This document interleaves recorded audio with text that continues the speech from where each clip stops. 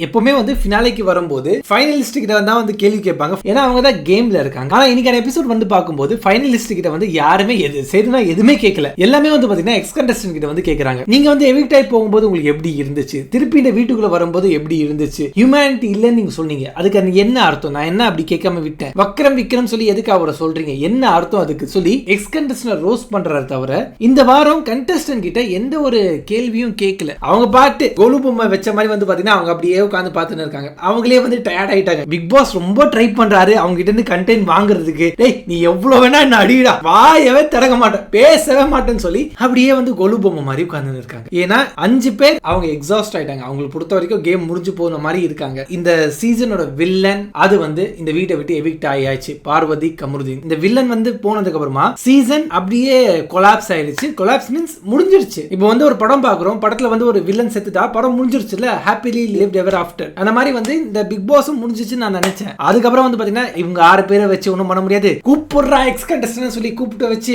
அவங்க வந்து ஏதோ இன்ஃபர்மேஷன்லாம் சொல்லி இது பண்ணி நல்லா வின்னர் ஆகக்கூடிய கண்டஸ்டன்ட் வந்து கன்ஃபியூஸ் பண்ணி பெட்டியை எடுத்துட்டு வந்து போக வச்சுட்டாங்க. இப்போ பாக்கி இருக்கிறது 5 பேர். இந்த 5 பேரை வச்சுட்டு என்ன பண்ண முடியும், ஒன்றும் பண்ண முடியாது. ஆல்ரெடி அவங்க ரொம்ப எக்ஸாஸ்ட் ஆயிட்டாங்க. எப்படா இது முடியும், எப்படா நம்ம கிளம்பி வீட்டுக்கு போகலாம், அந்த ஒரு ஜோன்ல தான் வந்து பாத்தீங்கன்னா